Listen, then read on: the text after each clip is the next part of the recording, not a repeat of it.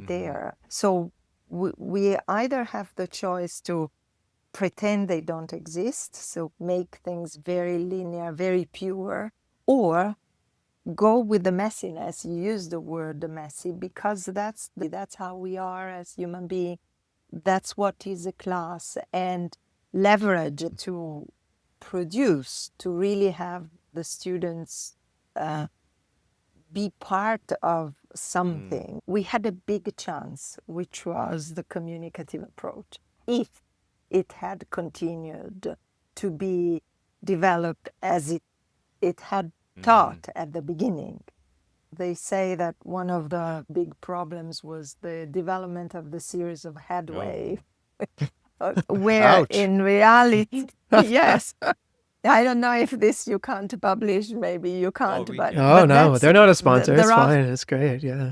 there are articles that show that studied the fact that this idea of changing, of pretending that it is communicative, but in reality the curriculum is driven by grammatical, so it's driven by grammar, but then made up very nicely with games and Role plays activities and that activities.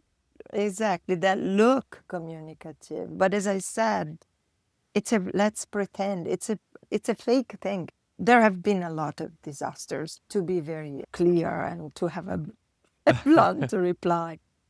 Separation of languages, the native speaker model, the idea of organizing the curriculum, the syllabus around grammar.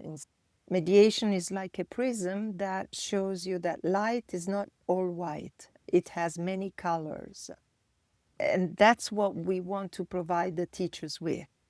And the students, when they enter in this dynamic, in this new perspective, they also contribute a lot. It's not that every time you have to start and explain from the beginning. Once they understand the system, the way, then Exactly.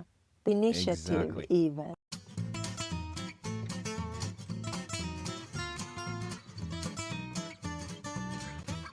This is the Teacher Talking Time podcast. It's always really amazing to us to see the numbers and how many of you listen to our show, both on the YouTube version and the audio only version. And we really want to thank you for your support. It's also really curious and interesting to see the numbers and the data behind the show and how many of you who watch the show regularly and support us, but don't actually subscribe to the channel. And before we really dive into the episode today, if we could ask a huge favor of you, and that's very simple, hopefully, is just to hit that subscribe button below this video. That's a really simple way to support us, to allow us to continue to do the show, regularly release regular episodes, incorporate your feedback, to bring in guests that you want to hear from, and just to continue to bring you hopefully a great show that you enjoy listening to. If you like the show, please hit the subscribe button below. And if you want to talk to us personally about your teaching or your business, there's a link in the show notes on how to do that as well. And now, let's get into today's episode. All right, ladies and gentlemen, welcome to another episode of the Teacher Talking Time podcast. We have a full house here. We have a guest with us here today. We also have one that is back on the podcast after taking a little break. Mike is back on the show. Andrew is here with me. And today we have a very special guest. I am not going to introduce the guest immediately. I'm going to start by asking her a very simple question. Who is Enrica Piccardo, and why does your work matter?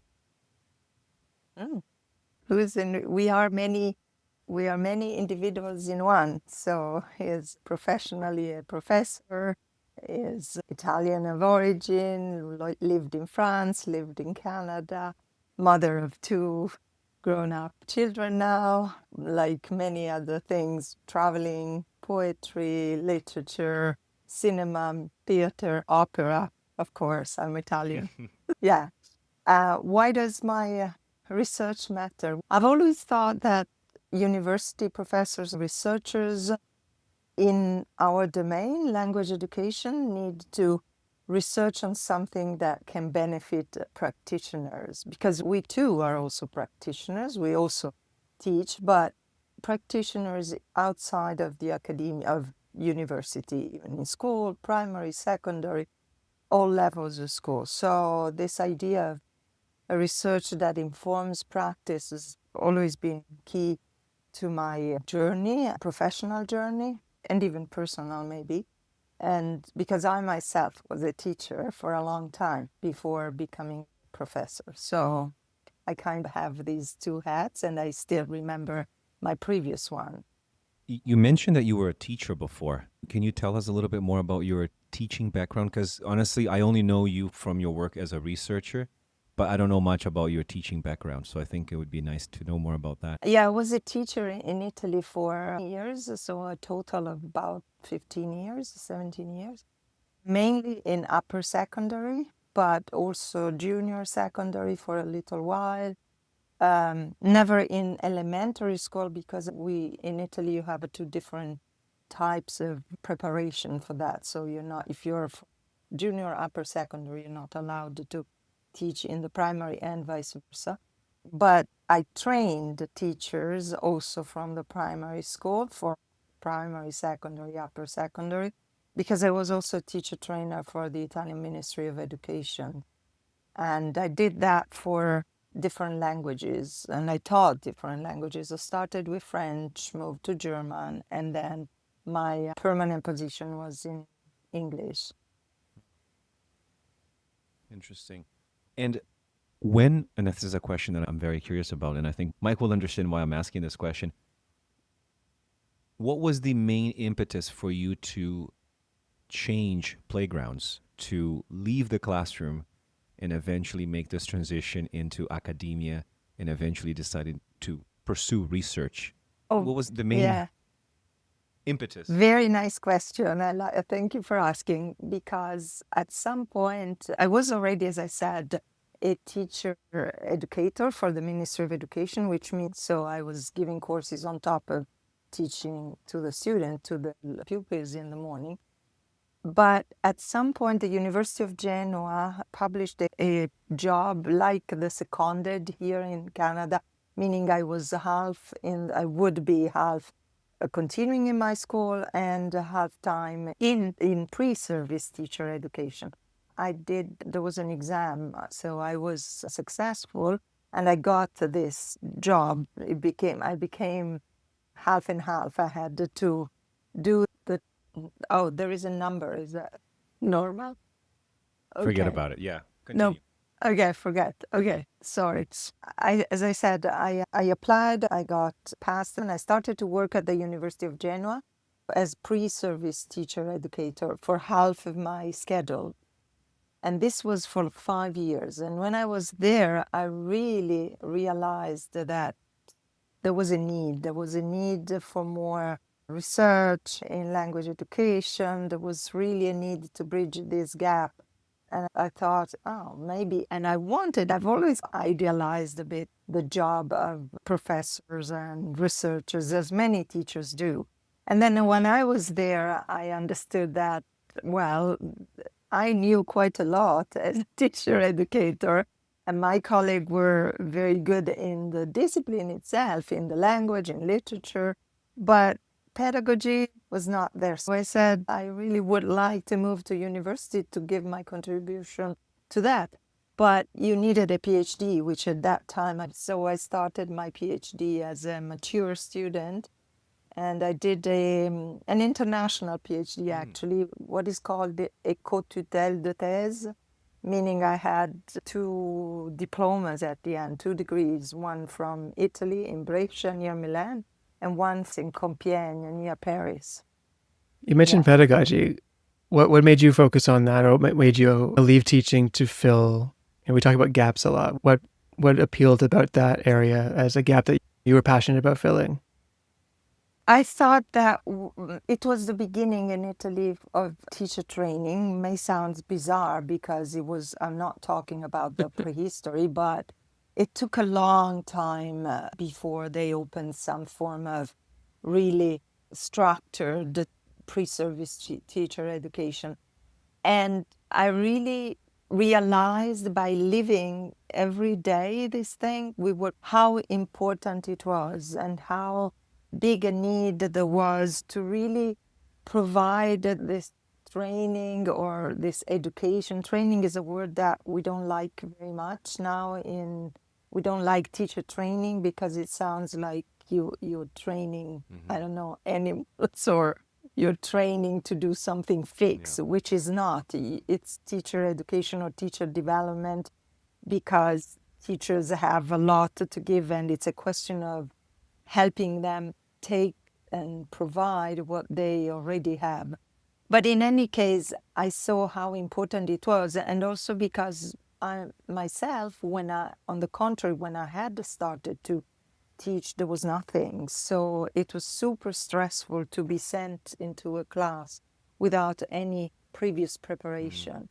And I felt, no, I want to change that. I want to contribute to change that for the younger generation. They shouldn't go through this stress I went for the first year, maybe, of my teaching. Begs the question. I know this is the direction we were going to go, but what changes have you seen? Or we work with quite a few Italian practitioners and teachers, and hear their stories about how Italy has improved in that area, but still, as they say, a long way to go. What improvements have you seen from those early days that you started to today?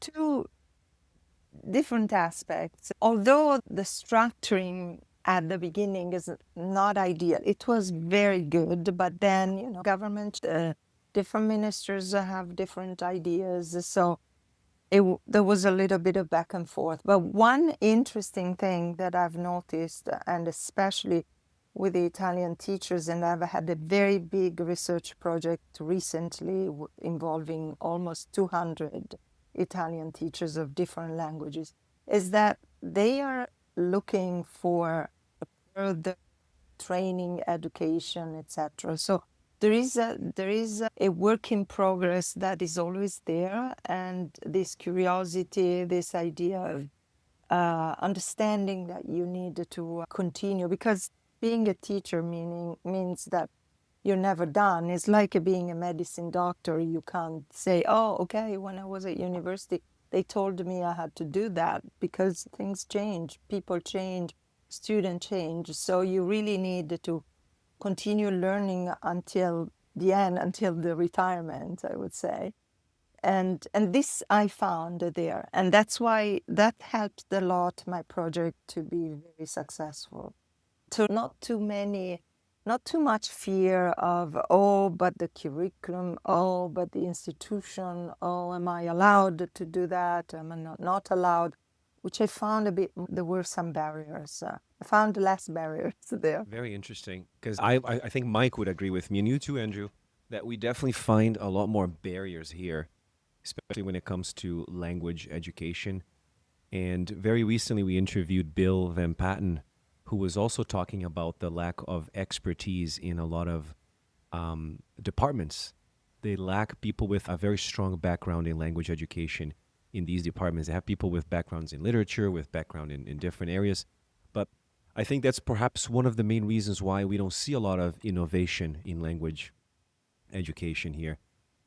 And since while we're on the topic of innovation, I wanted to ask you if, while you were doing all this work, is that when you had the idea of introducing this concept of mediation, or how did this concept of mediation really came to be? What was the genesis of this? Okay, no, this came much later. It has been a process. I was involved, as I said, from 2004 to 2009. I was in France, and before 2004, I was already working as a teacher educator with the Common European Framework of Reference, by using it, the edition of 2001, and then from 2008 onward, I started to collaborate with the Council of Europe, first with the European languages in Graz, and then later directly with Strasbourg, where I had the possibility later to be one of the members of the group that created basically the new edition of the CFR companion volume, where mediation is core. So this idea of mediation came really in with this project in end of 2013, 2014. But I had myself written an article in French in 2012 because having worked so much with the CFR, the first edition was announcing mediation but not developing, and that's what has been done recently. I wrote an article where I said this is a concept that needs to be developed, and I suggested some areas in which these concepts would benefit from being developed, which turned out some of these areas, or most of them, were also present in our project. And not just because because the article was read and appreciated by the colleagues. But just to say that there was this kind of interest and need, because in my research, I've increasingly gone towards plurilingualism. And when you start thinking and researching about plurilingualism, that it's a very fluid, it's a very dynamic vision of languages, where languages are not separated, where you think of your brain as a holistic entity. You don't see languages static, you don't see them as something separate from their use, etc., etc. You start thinking in terms of development of each language, development of the language education, and you start understanding that there is a lot that happens in all this dynamic. And this lot that happens is also a lot of mediation that you have to do at all levels. So for me, it was a natural development. I was very happy to be able to contribute, especially the research part in this project, when we developed the new descriptors and the new version of the CFR on mediation, plurilingualism, but also other areas that people mention less. For example, online communication. For example, literature appreciation, reading for pleasure in a sense, and not just reading to do analysis of literature. And the phonology, the phonological scale is the only one that has been completely changed between the 2001 edition and the others have been added, but this one has been changed precisely because things have changed a lot in the research in 20 years. The way we see phonology is no longer linked to achieving this native speak, if it has ever existed, but unfortunately we know that in research it's a ghost that is pretty powerful. But research in that area had moved into intelligibility, comprehensibility. So we needed another tool for teachers. Or to say that this is also related to mediation, although it's not specifically the descriptors of mediation. So to go back to your initial question, it was a process that for me developed in research, and for the team that decided then to develop also was rooted in the development of society and research. Before we dive deep into mediation, I was actually just taking some notes here, and I wanted to ask your thoughts on this. Is there any sort of connection between Larson Freeman's complexity system theory and mediation? Because based on what you were saying, and you were talking a little bit about the genesis of how it all started and how we see language as it's this concept that is dynamic, that is fluid, that is not static. Do you see any sort of relationships or any sort of connections between complexity and mediation? Totally, yeah. Already with the complexity theories are at the center, I would say, of this new conceptualization of what is a language, what is language education, how we learn languages, and how we should teach them, basically. If we adopt this complex perspective, complex dynamic view of language, in fact, Sometimes you hear about complexity theories, sometimes you hear about complex dynamic system theory, but the researchers tend to prefer the other, but it's the same idea to adopt this complex and dynamic view. And certainly Larsen Freeman has done a lot to make this, first of all, to bring these theories in our field in North America, because in North America it all started more with the physics and other sciences, not necessarily with humanities and social sciences. So it's a big gap that she was able to fill here. And whereas in Europe it started a lot with sociology, it was a bit of a different perspective. So it was already close to so she really bridged that gap, and many other colleagues, Kestebot, etc. So many other colleagues work in the same perspective, and I think it's a perspective that is so important, so liberating for us, because it gives us the bigger picture that we need when we teach languages, and when we think of the languages, if we think of what it is, a language, if we start from that perspective, we see it as a complex dynamic system. So something that is never at the end point, is always.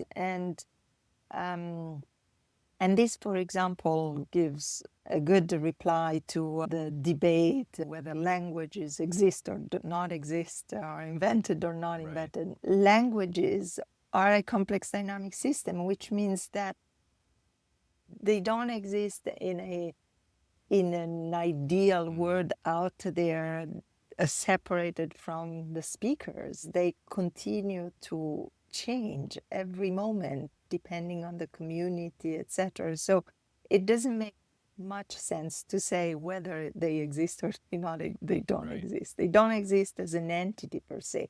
They are a process, and that's why we tend to use increasingly the word languaging instead of language, to really focus on this. We'll definitely explore that languaging aspect. But I think everything you were saying, Enrica, I think speaks to very familiar accounts that we hear from teachers, where very commonly we say, oh, last time I did this lesson, my students loved it. They learned the language. And I tried it again today with a different class that was just like the first one, and it was an absolute disaster. Or my students have been learning English for 5 years. Why can't they simply understand that they have to use an S in the third person singular? It's not that hard. And I think that's because, as you said, I think that's what I like about the concept of mediation, and that's what I like about the complex system theory or complexity, is that it really emphasizes this notion that because you taught something, it doesn't necessarily mean that this is what's going to be learned, right? Because language learning is messy, language is unpredictable, is very nonlinear, and as we say in one word, it's complex. I think my question to you before we jump deeper into mediation is, why is it so hard for us to understand that? Why are we still looking at language from a very atomistic perspective? Why are we still teaching bits of language and expecting learners to synthesize all this information and then produce a language, as opposed to starting with language as a communicative means to express messages? Why are we still getting this wrong? And I think you've traveled the world, so you probably have a much more expansive view than we do. Oh, because the short answer is because it's more difficult. The other seems very easy. It's this, you do one bit, another bit, and then you expect that magically the students will be able to combine all these bits to do a kind of, I don't know, a dialogue or write something. As you said correctly, an atomistic view. But so that's the short answer. So why do we do? Because we tended to do the easier thing, or at least what appears to be easier. The more profound view is that we in the Western society have always been increasingly impacted by the theory of Descartes, the idea that to analyze a thing, you have to separate, to go to the basic elements and analyze each of them separately. This is what you need to do in order to understand the big phenomena. And this has been a disaster in many think of the environment. Looking at the environment like that for many years has been, oh, there is a problem, and we use this solution for that problem, without thinking that maybe that solution will cause another problem in the environment. That's a linear thinking. You address one thing at a time. And by addressing that one thing, you might be successful in solving one problem, but you may make disasters or create a new problem that you hadn't foreseen. So the idea of complexity theory is more in terms of models, like you have the information that get into something, you see how the system reacts, and you make certain deduction from there. You say, okay, what has happened? And in fact, even Lawson Freeman talks about retrodiction, no? Instead of prediction, which is something that we really should pay much more attention to, because Can you elaborate on that? I'm not familiar with the term retrodiction. Yeah, the idea that you analyze what has happened in this, and from there you model, you draw your conclusions, instead of having something you predicted that something would happen, and then you say, oh, it didn't happen, or it happened. You really go with what you can observe, or you can't even observe. What is the result? How the system has changed after we have introduced some change, we have done an action, how the class has reacted. For example, the example you mentioned, the most important thing is to ask why it didn't work this time. So where there is something different. Maybe the class was, I don't know, the composition of the class, something they had done, the way. So having this kind of thinking is important. It sounds very similar to Daniel Shawn's reflective model, and he divides them into reflection in action, which is at the moment, and then reflection on action, which happens after the event. So the idea is similar, like in encouraging people to reflect on their own experiences, their own actions after they have happened, to gain, perhaps the best word would be to gain a deeper understanding of the situation, of their thoughts, of their emotions and their behavior. Is that similar to what you're saying with retro? Not familiar very much, sorry, with that model, so maybe. But is that what you're doing basically? You're just reflecting after it has happened? Yes, yes. It's probably a bit more than just is, yeah. It's, yeah, Jean-Louis Lemoyne was an important researcher in complexity theories. He even talks about the complexity theory in French as théorie de la modélisation, because he says that what we can do is to create, to model, to understand after, and to have some kind of frames that help us in our action. That's what we basically, we have to think of many aspects at the same. That's why that goes back to what I was saying at the beginning. It's in a sense more complicated, but once you have overcome the fear of thinking of multiple things, multiple aspects at the same time, then it's very liberating, because you can change. It's non-linear. You can and in that sense, reflection important. Yes, awareness is word in mediation, in complexity theories. Agency is a key word also, because it depends how you act while you're teaching. Yeah, but as you were speaking there, I was thinking a little bit about what Claire Cramsh says about negotiating across cultures and whatnot. And really, it's about knowing how to play the game, I believe is the expression that she often uses, and having that knowledge, that understanding of maybe cognitive aspects of it, the interactional, but then also these other power dynamics that are at play when you're having a conversation. And as you said, becoming comfortable with that and being able to see that. Yeah.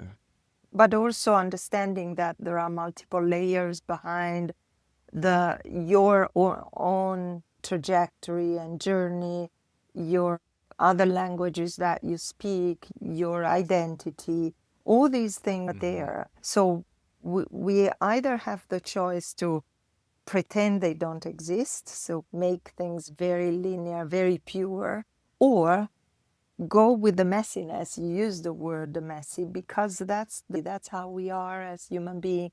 That's what is a class, and leverage to produce, to really have the students be part of something, learn, being involved. With the action-oriented approach, that's what we have noticed, this idea that the students are totally involved in what they do. They see a goal, they see that there's not a linear thing. You have to do first one thing, then another in a sequence. They can make mistakes because there's no other way to learn, especially a language. But what is important is their artifact, their decision making, the fact that it's something real life oriented and not something, because students are including very young ones, because we had 200 teachers from the elementary all the way to the upper secondary. Kids immediately understand if what you ask them to do is just because they have to practice a structure, or if you're really interested in what they did during that, because there is something that do with that. Yeah. There's going to be a presentation, there's going to be a multimedia product where they can bring things and do the others. They immediately spot, even if you're very good, they understand. And the moment they spot that this is just, you're not really interested in what they say, but the structure, they disconnect. Yeah. They do very good, diligent students of them don't. That's right. Yeah. Yeah. And I Some know of them you are want to lost at that point. Oh, they're gone. Yeah. Yeah. And I know Leo wants to jump in, so I'll just be short. But just tying that back to teacher education, certainly something that Leo and Andrew and I have talked about is like, maybe this should inform teacher education going forward, and getting away from this idea that teachers teach rules and rather teachers teach choices, right? We actually help students choose make decisions about the right types of language to use based on what you just described, who they want to be, their own agency, like where do they see themselves and so on. Who are they in this future version of themselves? Yeah, I think it's beautiful stuff. Yeah. And that's one of the difficulty when you do teacher education, to bring them away from the idea that they have to control everything. To delegate this control to the students is a difficult thing for the teachers, because they have always been used. They are used to the fact that you, as a teacher, you have to control, which is linked to plurilingualism as well. There are many teachers who are afraid that, if they are allowed to speak other languages, what are they talking about? I can't control. But if they are on task, and this was something that was also explained by the researchers who adopt the sociocultural theory, that of course you have other tools. The language, your L1, for example, or other languages in the group are mediate knowledge. So what is important is that you are on the task and you use these languages. That's what they said already. No? So this is another important thing that we have incorporated. One of the things I haven't mentioned is that a big reference contribution on mediation came from the sociocultural theory throughout these last decades. So this informed also our work. So basically, two complementary theories, one more at a micro level, what happens in the exchange and how we construct knowledge, and a bigger one, a more macro theory, like the theory that studies the entire system. Huh? You said So two things that you said. One was leverage the messiness. I like that. Was that what they're going to say? The Exactly same where I was thing? going. Where our brains are thinking the same. So I think Leo always asks people for their billboard at the end of the episode. We have yours already. That's it. Leverage the messiness. I think that's perfect. Yeah. You also said that linear way of thinking in the environment example has been a disaster. So I'm curious, what's the language education disaster that's happened as a result of that way of thinking? yeah, I would say yes. Yeah. Out of my heart, there was too much. That we had a big chance, which was the communicative approach. If it had continued to be developed as it had taught at the beginning, but probably either the time was not yet ripe, we didn't have so much reflection at the theoretical level behind, or I don't know, they say that one of the big problems was the development of the series of headway, where Ouch. in reality, yes, I don't know if this you can't publish, maybe you can't, we but can. Oh, but no, that's, they're not a sponsor. It's there are fine. It's great. Yeah. there are articles that show that studied the fact that this idea of changing, of pretending that it is communicative, but in reality the curriculum is driven by grammatical, so it's driven by grammar, but then made up very nicely with games and Role plays and activities that yeah. exactly that look communicative. But as I said, let's pretend it's a fake thing. It's not. But it was not meant to be like that at the beginning. We had a kind of first very liberating phase, and then it became little games and and the interesting part was either done separately, like in France there was all this development of the simulation globale, which was super interesting and super, in a sense, similar to the action-oriented approach. It was done in the classes, immigrant kids. It didn't go into the mainstream education. We had the task-based development, which is a very good thing. But as Larsen Freeman said, very often it was just a strong communicative. It's only recently that task-based has evolved quite a lot towards something which is much more similar to what we are trying to do with the action-oriented approach. I'm thinking of what Van den Branden is doing recently, his publications. They go in the same direction. So it's more than just a strong communicative, but it has been for quite a while, unfortunately, because that was a good idea. But now it has evolved. There are a lot of colleagues who do wonderful base, but what I'm saying is that we have, there have been a lot of disasters, to be very clear and to have a blunt reply. Separation of languages, the native speaker model, the idea of organizing the curriculum, the syllabus around grammar instead of not even language functions sometimes, really more notions. This idea of the famous communication gap was very often very minimal. I feel like that was pioneered by the Headway approach, because Headway commercialized and commodified communicative language teaching into a very easily packaged product. And Exactly. I think I'm glad you said all of these things, Enrica. Sadway is the villain of ELT. Is that it? I was going to say they in a trademarked sense clothes. it is, but also some teacher training that was offered. And there is the expert that arrives, presents a lot of nice little games, and Yeah. that's it. And because they are nice and little and easy, a lot of teachers say, oh yeah, that I can do in my class. But that doesn't Yeah. change, doesn't help you address the messiness. It's funny. Yeah.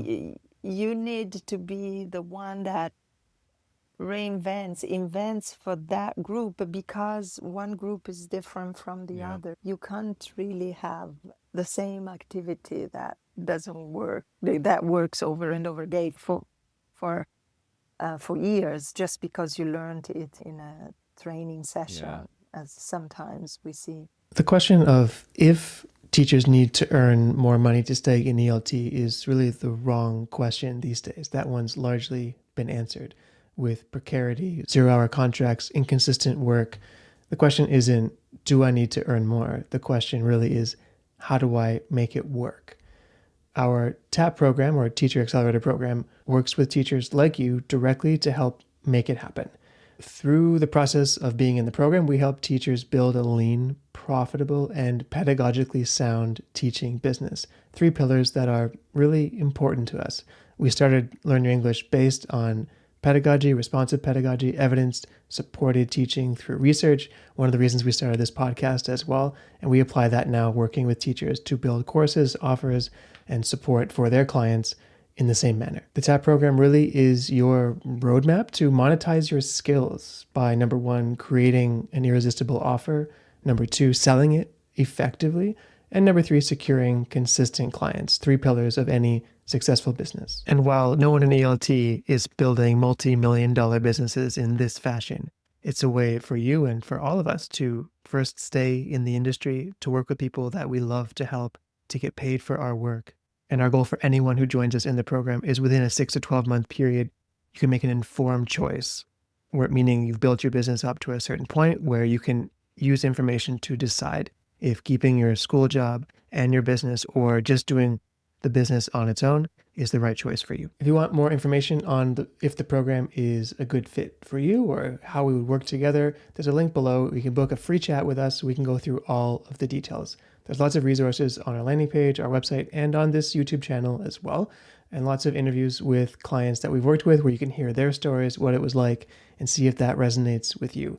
If you're looking to earn a little bit more and really establish yourself in your niche, in your field this year, we'd love to chat. And now, let's get back to the show. Hej, jag heter Rebecca och jag kommer ifrån Sverige och du lyssnar på Teacher Talking Time, the Learn Your English podcast. Hi, my name is Rebecca and I'm from Sweden, and you're listening to the Teacher Talking Time, the Learn Your English podcast. There's a lot to be unpacked here. I don't think we should go down that path, but we had a guest who basically has written a book called, I think it's called what's the title of his book? English Teaching, How It Is and How It Could Be, where his name is Jeff Jordan, and he co-wrote this book with Michael Long. Yeah. And they were basically talking about that, how the commodification of language teaching, again, this whole idea of paying lip service to communicative tasks when in reality they're not really communicative tasks. You've mentioned a lot. And I think even what you said with regards to teacher education, Enrica, which to me is this oversimplification of 2 complex things, which is learning and teaching. There are 2 very complex activities that have been reduced to a series of actions, and in the case of language, a series of grammatical points that need to be taught in linear order, in linear fashion. And of course, you mentioned that one of the biggest challenges for teacher education and for teachers, and Mike mentioned this idea that teachers don't teach rules, they teach other things. And I think the word that we have for this is that I think in a way we have left behaviorism behind, we have left the audiolingual approach behind, but the role of the teacher in the behavioral era has not changed. The teacher still thinks he's in control. The teacher, it's what we call but there was a person who wrote about this, and more recently, Bill Van Patten calls this the Atlas complex. The teachers think that they need to carry the weight of learning on their shoulders. They're responsible for everything that happened in the classroom. And to go back to leveraging the messiness, is that the best way to define mediation? Because very recently, there was a very long conversation happening on LinkedIn, and there were about 35 to 40 teachers all chiming in and trying to define mediation. So I'd rather ask the person who came up with this idea of mediation along with your contributors, explain to us, is leveraging the messiness the best way to explain mediation? Yes, but it's also trying to capture this languaging aspect of the process, because every time you language, like you use the language and you develop your language knowledge, you mediate something. You mediate knowledge, you mediate your, if you're a teacher, you can mediate concepts, and also if you're a student, or you communicate and you mediate communication with the culture also that goes with that. And you usually do that through some sort of oral or written text, which you also need to unpack. So all this going between is a form of mediation. It's a pretty complex concept per se, because we know that it has been studied by philosophers, by sociologists, by even in legal studies. No, there's quite a lot on mediation. So each discipline has seen mediation from a bit their angle, but what we try to do in languages is to build on what they have, their conclusion, what they've come up with, to say, okay, what can we do with all that in our classes? And that's why, after a long process of really trying, reorganizing, drafting and redrafting, we came with, in the group of that developed the descriptors, with this idea of organizing it into 3 macro categories: mediating text, mediating communication, and mediating and the strategies that you use, the mediation strategies. And this needs to be, again, not seen as a separate, not like a bullet point list of things, because categories, we know, are always problematic. I can see these categories, you may see other categories. So we don't imagine that this is the best organization possible, but it was the most effective.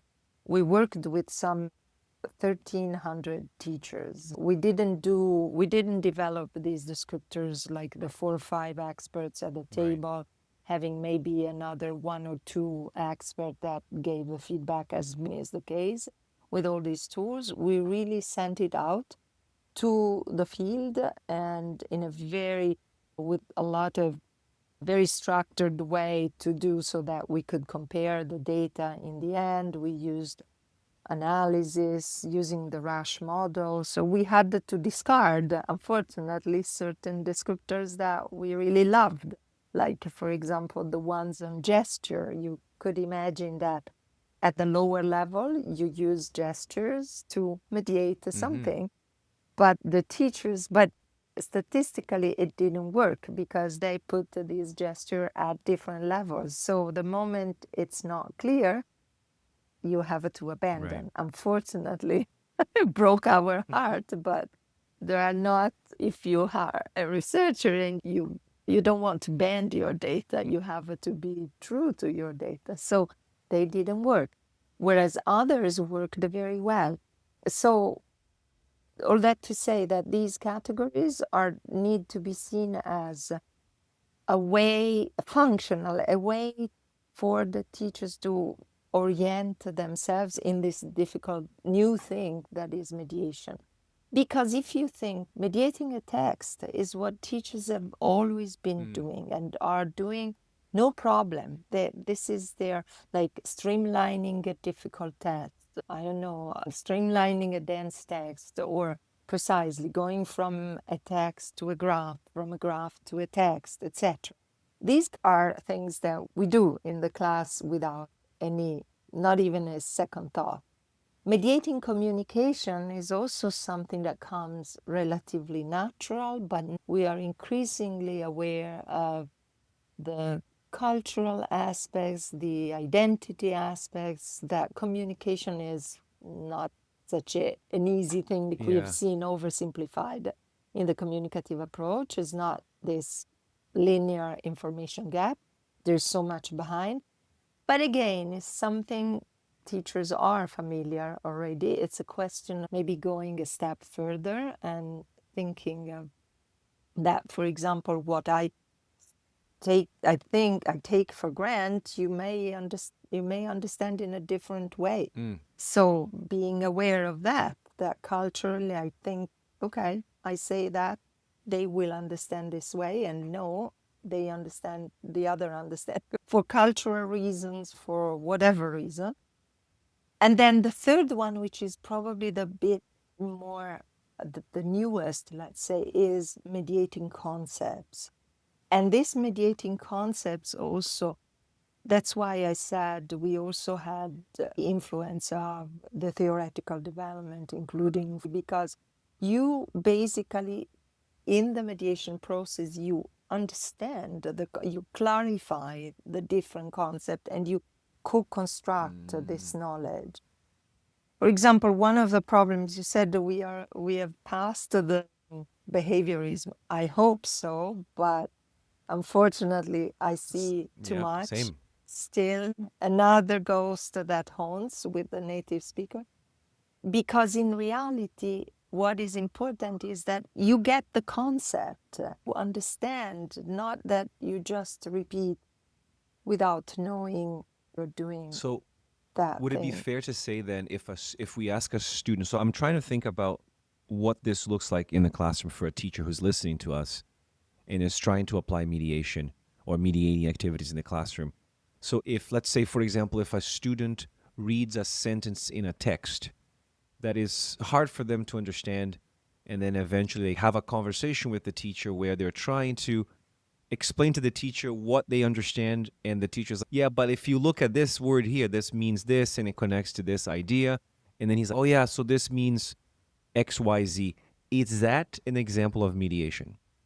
That's a very good example of mediation. Yes, it is. It's one of the possible examples. So how isn't it? There No, are, go ahead. around the 30 use cases for mediation between all these mediating text, mediating communication. The idea is to provide, I use the metaphor of a prism. Mediation is like a prism that shows you that light is not all white. It has many colors. And that's what we want to provide the teachers with.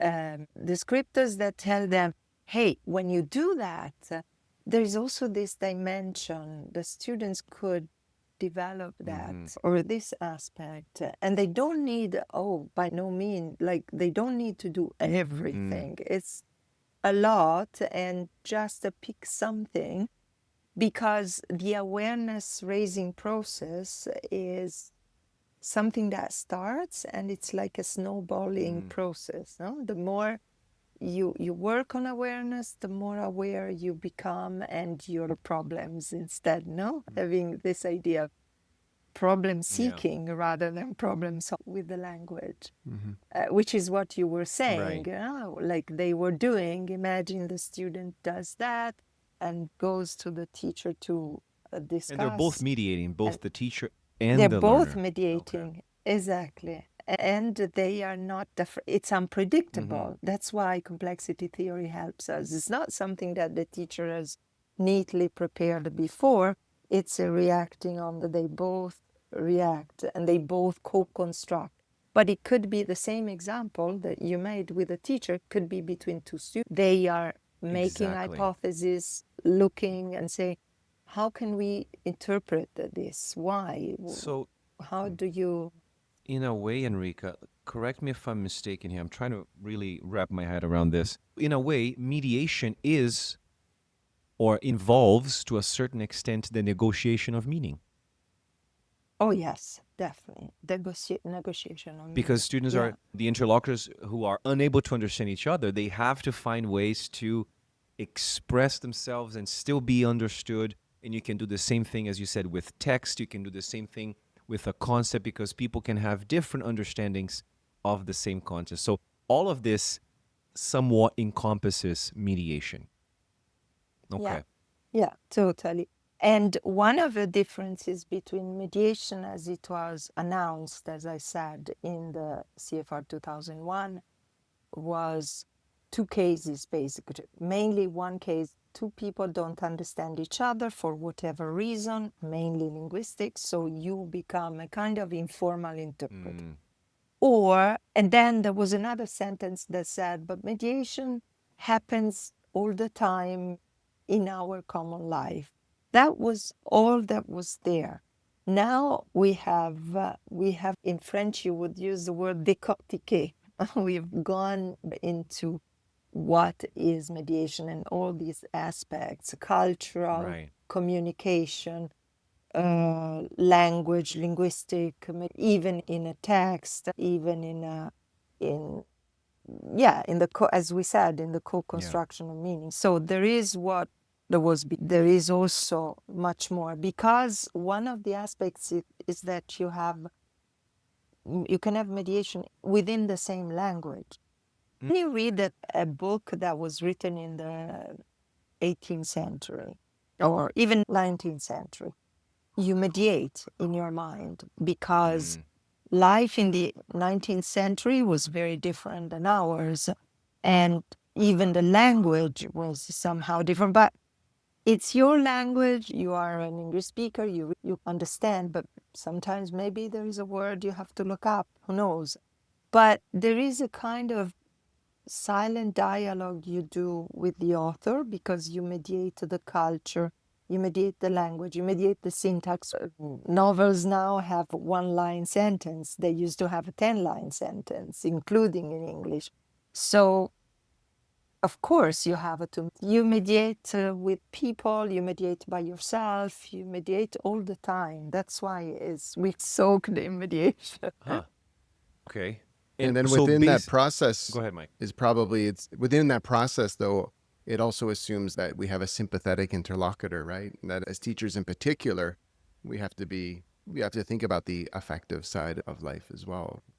Yeah, I'm happy you say that, because when we constructed the model of mediation, initially there was another paper that kind of defined mediation as cognitive and relational. But we weren't satisfied only of that, because we saw that cognitive and relational cannot be separated. They are embedded like the systems. But then there was still something missing, and it was only later that we saw that they all are within the affective aspect, because there is the cognitive, there is the relational, but like a bigger bubble around is the affective, if we want to be successful. And that's why it's not the little game that works for one doesn't work with the other.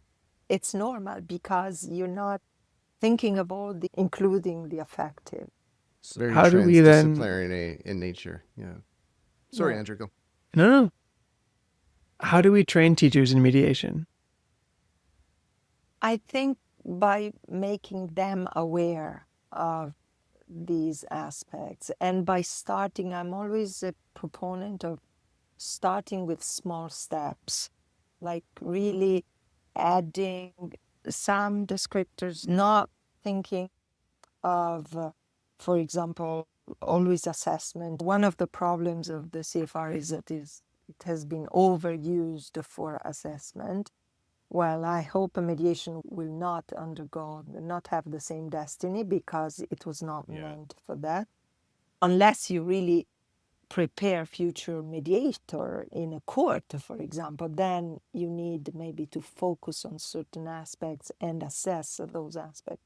But for what we do with our students, mediation is something that helps you become more effective in producing orally or in written, in understanding. Because one thing we didn't say is that mediation is one of the 4 modes of communication. This idea of trying to get beyond the past. The 4 skills were with that idea that we said at the beginning, subdividing into little things, creating one dealing with one at a time, and then somehow the students should be able to put them back together. So then, God only knows how. So train the teachers to be mediate and to see mediation happening all the time. To see that every word almost has this has layers, cultures, etc. I've always dreamt that here French was taught in relation to English and not as a totally separate universe. If you think that It's another English has disaster. 60% of the words are of Neo-Latin French origin, you would imagine. And as soon as you give a little bit to the student, they say, oh, yeah, actually, it's the same word. They couldn't even recognize because the pronunciation is so different and because they've always been trained to keep things very separate. And that's where plurilingualism is comes in play. Instead of separating, you allow multiple languages, dialects, variation. You can, in a sense, you can work plurilingually even within the same. Imagine that you focus on the different variations of English, both geographical variation and sociolinguistic variations. That's already a form of plurilingualism, and it's a form of mediation because you can ask the students to navigate these. I now finally understand or can finally connect the dots between plurilingualism and mediation, which is something that I was struggling with in my early readings. But what I'm seeing then, Enrica, is that we have to educate teachers to take a step back and act as mediators. But in order for them to act as mediators, we have to show them, perhaps educate them on how they can actually look at language from a different perspective, not language from an atomistic perspective. And more importantly, maybe help them look at approaches that are more aligned with, or approaches that are better, or they can be better leveraged to employ mediation as an example of that. And I'm thinking of, as you said, task-based language teaching, truly communicative approach, and of course, the action-oriented approach, which is exactly what I wanted to ask you. What makes a task truly action-oriented? To have a context, to have a goal, to have a final mission that you have to accomplish, in a sense, which results usually in a product, an artifact, which can be of different nature, can be written, oral, multimedia. There is a clear even outcome. Even just with the kids, the little kids, we have had drawings, but these drawings then were used, for example, to create an exhibition. Right. Yeah. So basically, I have some on my computer, sorry, but I should quit. Too many things open. Sorry. Because I don't want Take your time. to disappear. Yeah. All of a sudden, something disappears. No, that's what Andrew's editing knife is for, so it's all good. Yeah. I'm just making a note. I try my best. You do a great job. So the idea of having the task should not be out of the blue, and it should be part of a bigger scenario. It should be there could be in a scenario multiple tasks all the way to a culminating task. Is this idea, one of the concepts of complexity theory is fractals, that we see self-similarity at the different levels. So if we want them to be in a task, in the final task, we need to work in a way. We can't work in a totally different way, and then all of a sudden comes the task, and we expect them to be successful. So there are tasks that are smaller, not broad in scope, but that prepare already the students to work in that way. And there are phases where there's all the time to systematize, to reflect on linguistic aspects, because one of the fears of some teachers is, yes, but if I work with a scenario, where is the grammar? The grammar is there, but it's the one you need and not the driving force. And you can get back and say, okay, why do we need to say this in this way? What is that? Can even have some form of exercising, because the driving force is this journey towards being able to accomplish our mission, which is I love personified in the final task, basically. I love what you said. One- Sorry, Andrew. Yeah.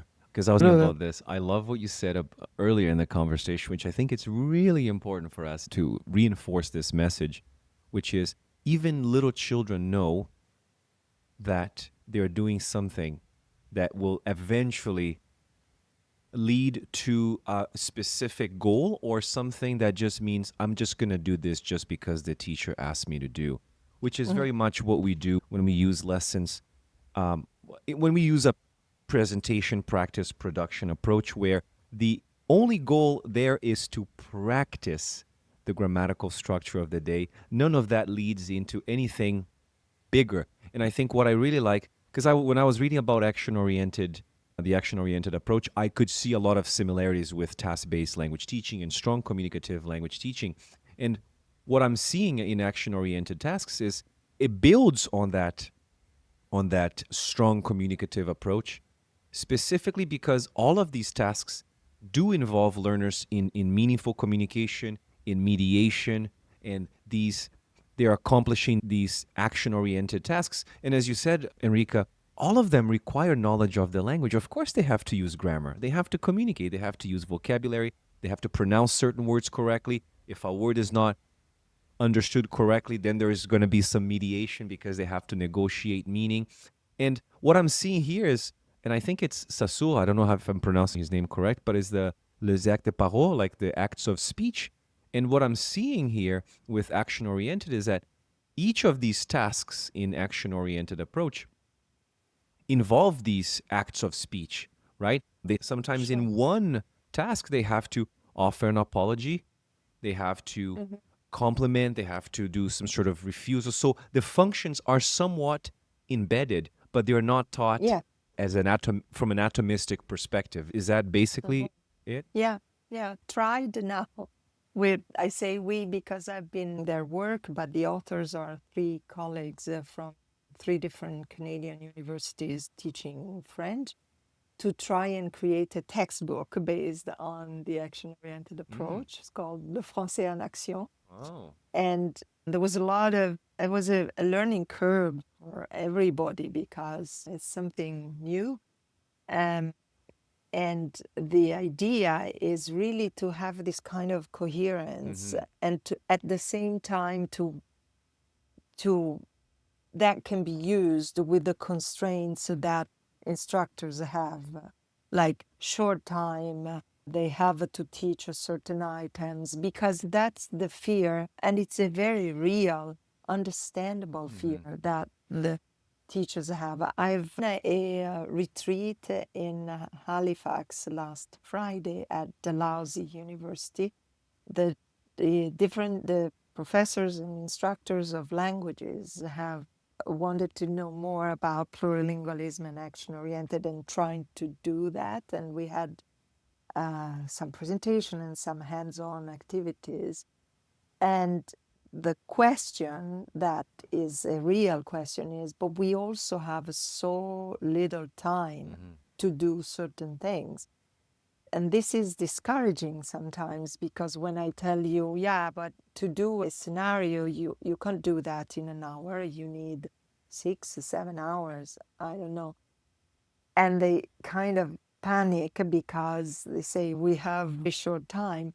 But you still can. That's what we tried to do with this book, saying that if you go in the same, if everything is related and coherent, then you can even with their relative time. Of course, sometimes they give them unrealistic time and goal, like you have to bring the students to that level with 20 hours, which is totally crazy. It can't make miracles, can't do miracles, but it can, if there is a reasonable time, even you can adapt and you can work in an oriented approach. Because it builds, it's like little bricks that little by little build on each other.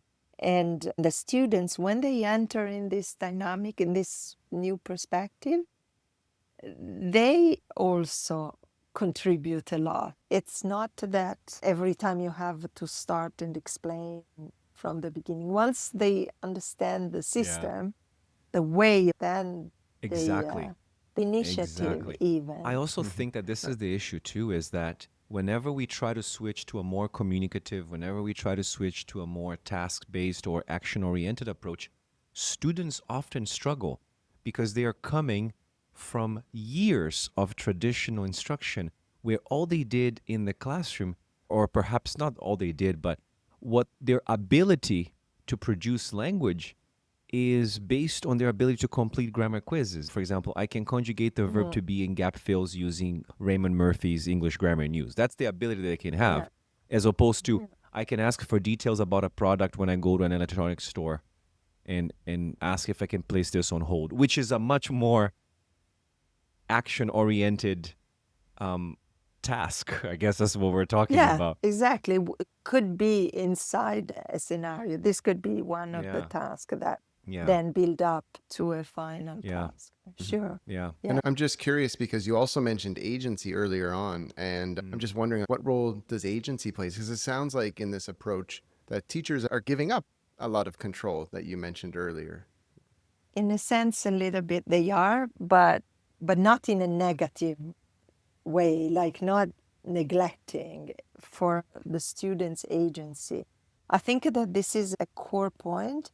Students are not necessarily given enough agency, and that this way they don't develop it because they're never asked to use Teachers it. doing all the work. Yeah, teachers doing all the work, and sometimes my image blocks. I don't know why. I don't know. Sorry That's okay. about all that, but yeah. So yeah, the agency is something you need to develop as everything else, I would say. And I really love what you just said earlier on, which was that the teachers think, or people imagine, or they maybe pair task-based language teaching or more kind or a action-oriented approach with, it'll just be, if I'm not teaching them, telling them stuff, then they won't be learning anything. Like this whole idea of, unless I'm doing it with them, no learning's taking place. And I think that this is very healthy because it's as you suggest, it's seeing agency as a good thing, as letting the learners make choices about how it is they want to go about asking for that refund and then guiding them from the side is what I'm hearing. Yeah.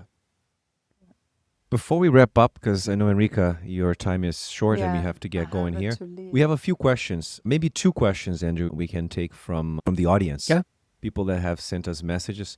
I have one here from Pablo Bonilla, who basically said that he wanted to know more about the practical application of the plurilingual approach. And he asks, like, how does one encourage learners to draw on their entire linguistic repertoire rather than focusing on separate language skills? And he adds, how does one do it without hindering their progress in their target language? Or isn't that a problem? No, it's not a problem. This is another thing that we are very afraid of because it's one of those things that they've always taught us that if you allow other languages to enter, this will be detrimental to the target language.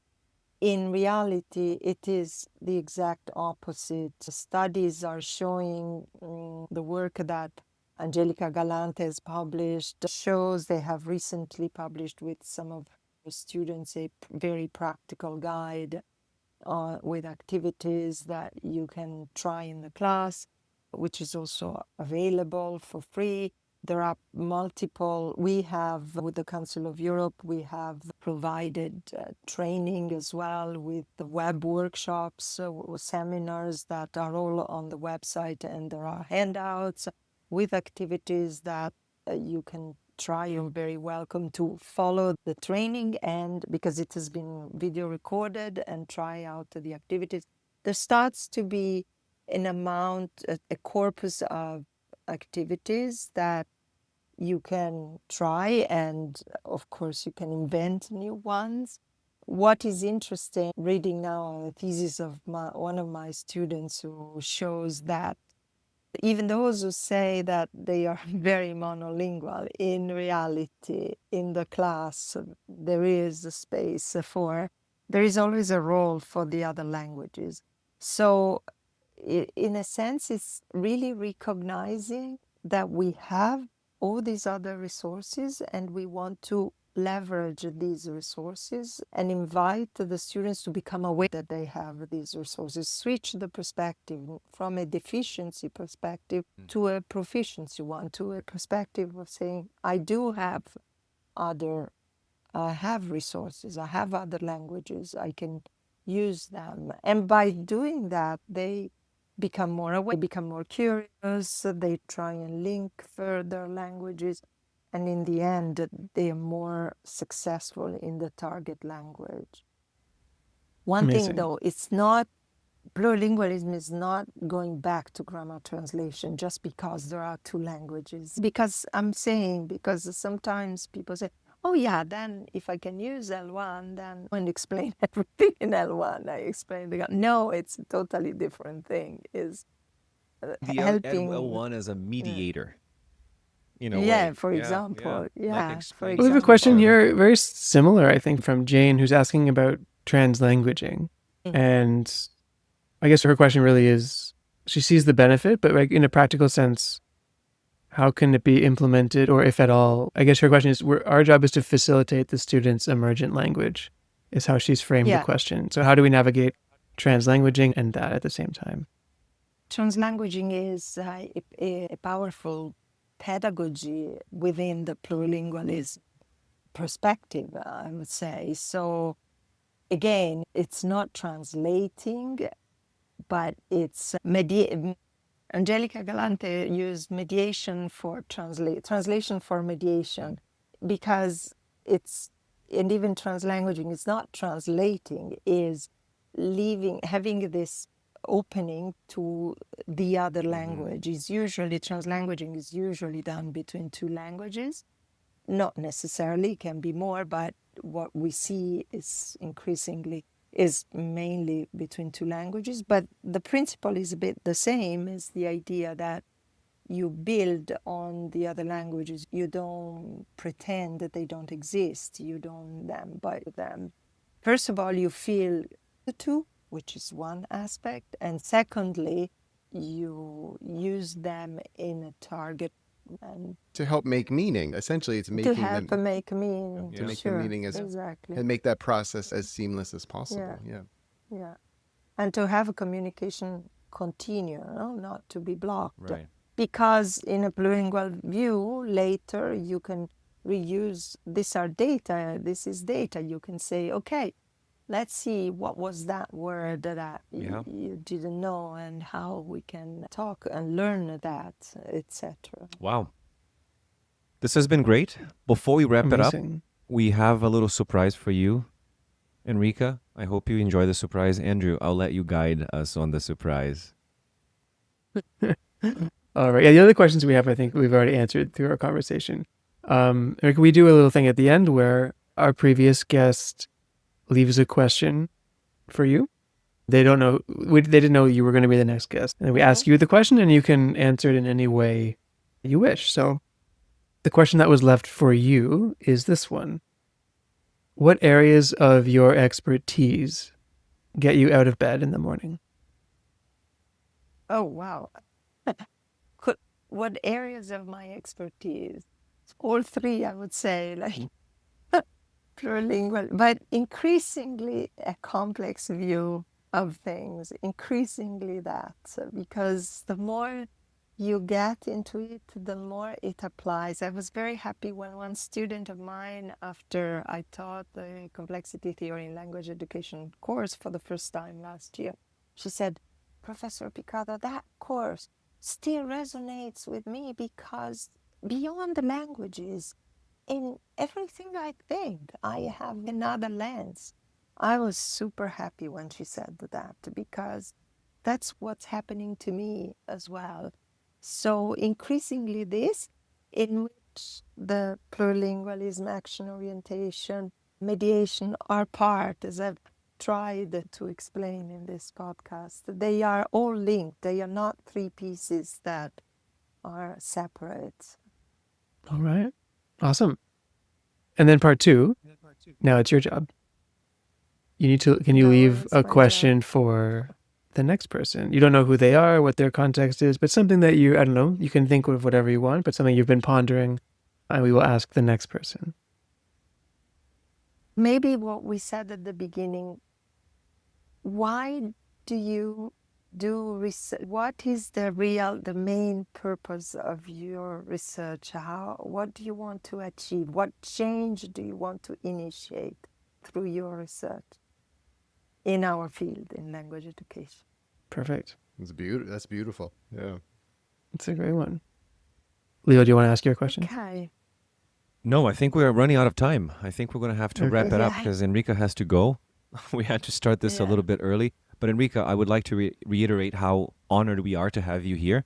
We've been trying to get you on this podcast for a little while, and I'm glad that after 55 emails, of course it wasn't 55, but after a few No. exchanges of emails, we finally figured out a time that would work for all of us. I hope you enjoy this. I hope you feel that this was a productive use of your time. And more importantly, we really hope that maybe in a year or two down the road, you would come back on the show to talk about any sort of advancements that we see in action-oriented yeah. approach, as well as mediation and plurilingualism. So we'd like to Sure. thank you Yeah. for your time. I thank you so much because it was really nice to be here, and one sees that you've worked together for a while. It's very nice to see how you are complementary to each other. No, we met thank yesterday. You so much. we pay kind each of- other to be nice and true. We mediate each other here in a way. Yeah, There's a lot of exactly. mediation. Yeah. That's Yes. yeah, exactly. Thank you Thank so you, much, Enrica. for We'll be in inviting me. touch. It has been a pleasure. Thank you, Enrica. Episodes should be out